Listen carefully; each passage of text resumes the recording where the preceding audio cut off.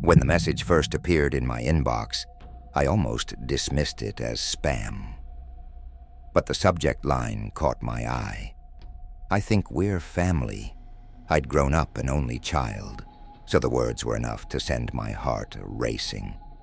The sender introduced herself as Jessica, claiming she was my half-sister. She said she'd stumbled across some letters and documents in her mother's belongings and had reason to believe we shared a father. I remember sitting there, stunned. A mix of disbelief and curiosity took hold of me. I showed the email to my parents. My father paled, his eyes darting nervously to my mother. After a long silence, he confessed that there was a possibility. He'd never told me or anyone, but Jessica could very well be family. The next few weeks passed in a haze of anticipation and excitement. Jessica and I exchanged messages, and I couldn't believe how much we clicked.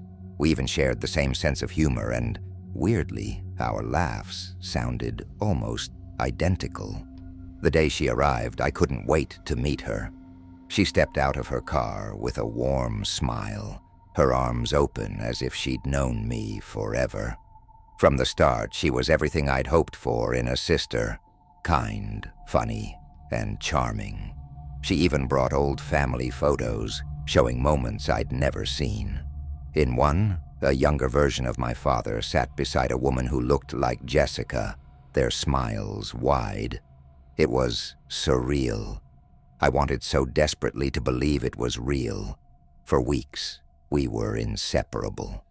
We stayed up late, sharing stories, comparing notes on our childhoods, laughing over the things we had in common. But then, little details started to bother me. When I'd ask her about specific memories, she'd get vague, waving things off with a laugh and saying her memory was fuzzy. Some of the stories she told seemed oddly generic, like she was trying too hard to fit into our family. One night, I woke up thirsty and went to the kitchen. Jessica had left her phone on the counter. Its screen glowed with a notification. A message preview. The words caught my attention. "They're the marks." The world seemed to spin around me, my stomach dropping as I reached for her phone. I scrolled through the messages with trembling fingers. My breath caught as I read her words, boasting about how easy it had been to fool us, how these people were practically begging to be taken in. My family, my parents, were her marks. She'd lured us into her web, and I was the one who'd opened the door for her. A cold, nauseating dread settled over me. I returned to my room, trying to piece things together, but the answers were horrifying. I couldn't sleep that night. I lay there, staring at the ceiling, imagining every worst-case scenario. Why had she come here? What did she want? Was she planning to take money? Was she dangerous? I couldn't bear the thought of confronting her alone. Instead, I confided in my best friend, Mark, the next day. He listened, horrified, and insisted that we contact the police. Together we formed a plan. I'd act normal, just as I had been, while Mark collected evidence to show the authorities. Each moment Jessica and I spent together felt like a game of cat and mouse, with me struggling to keep my face neutral, while my mind raced, calculating every possible move. The tension was unbearable. At last, the police agreed to intervene. On the day of the arrest, I felt like my heart was pounding out of my chest. I didn't know how she'd react. I couldn't look her in the eyes as the officers arrived, breaking the facade with a calm yet firm announcement that they had questions about her identity. Jessica's face changed in an instant, her easy smile fading as she quickly shifted to denial. I could barely recognize her in that moment. It was as if a mask had slipped, revealing someone cold, someone calculating. When they led her away, Jessica threw one last look back at me. Her eyes filled with something dark, her lips curled in a chilling smirk. That look haunted me. She'd won somehow, even as she was escorted out. I couldn't shake the feeling that she'd taken a part of us with her, something intangible, something that belonged to our family. In the weeks that followed, the house felt emptier. My parents tried to comfort me, but we were all shaken. The warmth and security of our home had been tainted. The memories she'd left behind, the photos, the laughter, the closeness, felt like years, twisted into a reminder that people can slip into your life, smile, and make themselves at home, only to leave destruction in their wake. But I learned something, too. You can't always tell who someone is by looking at them. Family is deeper than blood or names, and sometimes the ones who promise closeness and love are the ones who bring the most pain. We locked our doors now, tighter than ever before, but the real walls we built were in our hearts, protecting what little trust we had left. I always had this gnawing feeling that something about my life wasn't quite right. Growing up in London, a city where millions flow past you every day, you get used to feeling invisible. But my unease was different. It was as if someone or something was watching me, not just on the crowded streets, but in my own home. My parents would glance at me when they thought I wasn't looking, their faces clouded with tension. Occasionally, I'd hear my name spoken in hushed voices, laced with an emotion I couldn't quite identify. Whenever I pressed them on it, they'd wave it off, claiming it was just stress from work. But that only fueled my suspicion. One rainy afternoon, while I was rooting around in our dusty attic, I found something that would change everything. It was a small, old photo album, hidden beneath piles of boxes. As I flipped through the faded photos, I noticed a girl who kept appearing. A girl I didn't recognize. She looked a few years older than me, with dark eyes that seemed to pierce through the picture. Her face felt eerily familiar, and yet completely unknown. My heart pounded as I stared at her face, an unsettling mix of curiosity and dread clawing at my chest. That evening, I confronted my parents again, this time holding the album. I watched the color drain from their faces as their eyes locked onto the photograph. Their silence said more than words ever could. After a moment, they confessed the truth. I had an older sister, someone they had hidden from me my entire life. They spoke in trembling voices, explaining that she'd been sent away for reasons they'd kept buried out of shame and fear. She wasn't right, my mother whispered, clutching my father's hand tightly. She had a darkness in her, Liam. We tried everything, but she was dangerous. Dangerous? I couldn't reconcile this story with the innocent face I'd seen in the album. How could they have hidden her from me? And why did I feel like they were still holding back? I couldn't shake the feeling that I was just scratching the surface of a far darker story. Driven by a need to understand, I began searching for more about her. My parents had told me her name, Ilara. Armed with that and her birth year, I scoured through old documents, school records, anything I could find. Eventually, I found an address, the one from her birth certificate. When I got there, though, the building was nothing more than an empty shell, its windows boarded up and walls covered in graffiti. A chill ran down my spine as I stood before it, feeling her presence in the shadows. Days turned into weeks as I dug deeper, tracing a trail of rumors and half-forgotten stories. People whispered about a girl who brought nothing but misery to everyone around her.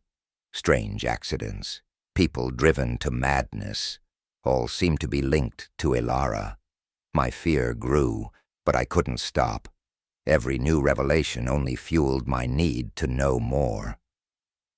One night, I found a small scribbled message on the back of one of her photos in the album. It was shaky, barely legible, but it was clearly Ilara's handwriting. Help me, find me. The message led me to an old asylum on the outskirts of the city, a place I'd heard rumors about as a child. Abandoned for decades, it was said to be haunted by the souls of those left to rot inside its walls. Armed with nothing but a flashlight and sheer determination, I made my way to the asylum one cold, misty evening. Stepping through its rusted gates, I was hit with the smell of decay and something else. A thick, oppressive air that seemed to wrap around me, pressing down on my chest. As I walked through the crumbling corridors, I felt eyes on me, shadows flickering at the edges of my vision. The walls were peeling, covered with graffiti and damp, but it was what I found in one of the rooms that stopped me in my tracks.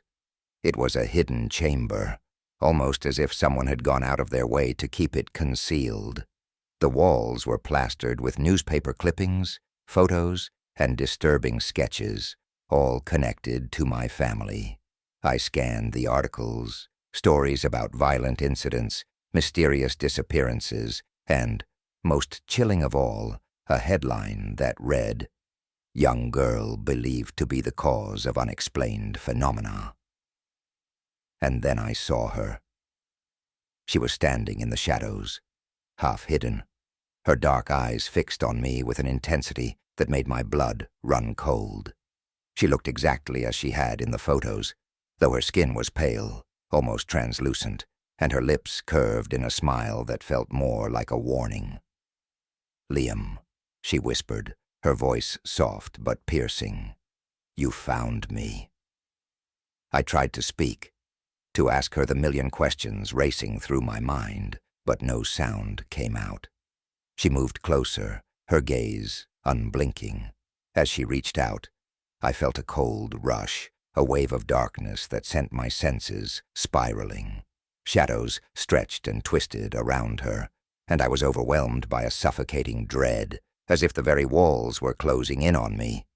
"Why did they hide you?" I finally managed to stammer, my voice barely a whisper. She laughed, a hollow sound that echoed off the decaying walls. "Because they were afraid of what I am, and of what you could become." Her words clawed at me, leaving a burning mark in my mind. What did she mean? What I could become? Before I could ask, she was gone, dissolving into the darkness like smoke. My flashlight flickered, casting long shadows that seemed to reach for me, desperate to pull me into their depths. Stumbling backward, I ran. I could feel her presence following me, whispering, her voice merging with the wind. I barely remember getting home, my mind lost in a fog of terror and confusion. Since that night, I haven't returned to the asylum, but I can feel her shadow lingering over me. I still see her face in my dreams, her piercing eyes staring into mine, her voice echoing in my mind, warning me of something I can't yet understand. My parents refuse to speak of her, and I've stopped asking. But I know that this story is far from over, because I'm not just her brother. I'm her reflection, the part of her they tried to hide, and now she's coming back. When I received the invitation to the McLeod family reunion, I could barely believe it. My father rarely spoke of his family, and the few stories he'd shared were distant memories tinged with bitterness. But with the passing of my grandfather, a man who refused to acknowledge our branch of the family, the estate had apparently decided to reconnect with us. An olive branch, perhaps, or a peace offering. As I drove through the winding roads of the Scottish Highlands, I felt a strange apprehension. My grandfather's estate, McLeod Manor, loomed at the top of a hill, as if the castle itself were part of the landscape, carved from ancient stone and weathered by time. The castle had a brooding presence, its spires piercing the darkening sky, and the winds whipping around the towers like whispers of long-forgotten secrets. When I arrived, the family had already gathered in the grand hall, and I was ushered into a room filled with laughter, clinking glasses, and warm candlelight. Yet, as I greeted distant relatives I had never met, their smiles seemed tense, their eyes darting to me as if they expected me to be different, a stranger, among my own blood. One figure drew my attention more than the others, Anya, a cousin from my father's estranged branch. She looked just as out of place as I felt. When our eyes met, she offered me a strained smile, and I could see in her gaze a flicker of the same unease that gnawed at me. We exchanged pleasantries, but I could tell she felt the same darkness lurking in the shadows of our family's history. The first night passed with nothing more than veiled conversations and stories of MacLeod legends told by candlelight. But on the second night, during a formal dinner in the manor's great hall, the atmosphere changed. Just as the main course was served, the lights flickered once, twice, and then cut out entirely. A murmur spread through the hall, punctuated by nervous laughter. Then from the far end of the table, a scream erupted, loud, primal, and unmistakably real. The emergency generator sputtered to life, and the dim lights revealed the sight that would haunt me forever. One of my uncles lay sprawled on the floor, his face frozen in an expression of pure horror, as though he'd seen something no human was meant to witness. Blood trickled from his lips, his hand twisted unnaturally above his head. Chaos erupted. My relatives crowded around the body, some weeping, others murmuring prayers. I noticed, though, that their eyes were wide, not with grief, but with fear. Anya caught my gaze, her face pale and tense. We exchanged a look of silent understanding. Something ancient, something vengeful, had reared its head within these walls. The estate's gates were sealed, and the storm outside made escape impossible. We were trapped, just as the shadows closed in, thickening with each passing hour. By midnight, another member of our family was found dead. This time, my aunt. Her throat had been slashed, yet no one had heard a sound. No one had seen a figure move in the darkened halls. Fear turned to suspicion, and suspicion turned to anger. My relatives grew paranoid, eyes darting from one face to another, each person questioning who could be the killer among us. Accusations flew, bonds strained, and suddenly we were as much a danger to each other as whatever was prowling these halls. In the midst of the confusion, Anya approached me, clutching an old, leather-bound journal she had found among my grandfather's belongings. The journal contained a series of disturbing entries, a twisted, cryptic account of a curse that plagued the MacLeod family for centuries. It was a tale passed down from one generation to the next, a warning that during each gathering, one family member would die in a violent manner, claimed by the darkness that haunted our bloodline. The entries were filled with stories of betrayal, greed, and hidden sins. My ancestors had taken lands from their neighbors, spilled blood in the pursuit of power, and, worst of all, betrayed their own kin. My grandfather had tried to shield us from this family legacy, separating our branch from the rest, but it seemed the curse could not be evaded so easily. As the night wore on, I felt the weight of the curse pressing upon me. I could see it in the way my relatives glanced at one another, their faces pale and haunted, and in the quiet of the grand hall, the ancient stone walls seemed to pulse with the energy of the past, as if the very structure of the manor itself held the souls of those who had perished before us. Anya and I spent hours combing through the journal, searching for any clue that might save us. Eventually, we came across a passage that hinted at a ritual, an offering that might lift the curse, a way to confront the sins of the past and absolve our bloodline. It would require the family to gather together, to speak openly of their transgressions, and to make amends. But with the storm howling outside, and the blood of our kin already spilled, convincing them would be no easy task. When we brought the proposal to the others, there was resistance. Some scoffed at the idea, too proud to admit their sins or even acknowledge the curse. Others accused us of orchestrating the murders, seeing our suggestion as a way to manipulate them. Desperation gripped the air, tightening around our throats. But as dawn broke, and the last of our family members fell, this time my own brother, I realized the truth. The curse wasn't simply a supernatural force.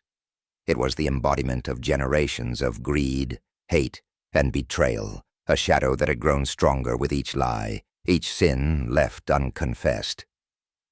I turned to Anya, my own guilt rising like bile in my throat.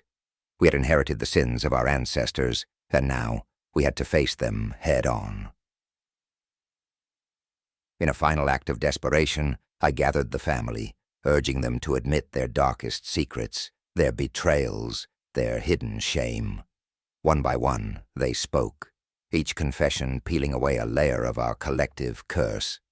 As each truth emerged, I felt the air grow lighter, the shadows retreating.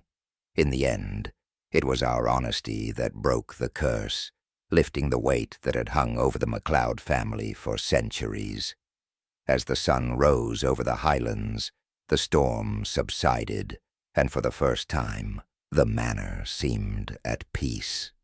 The dead, it seemed, had found their rest. And as I walked away from MacLeod Manor, leaving it to the winds and the ghosts of the past, I knew I would never return. The curse had been lifted, but the scars it left on my soul would linger forever.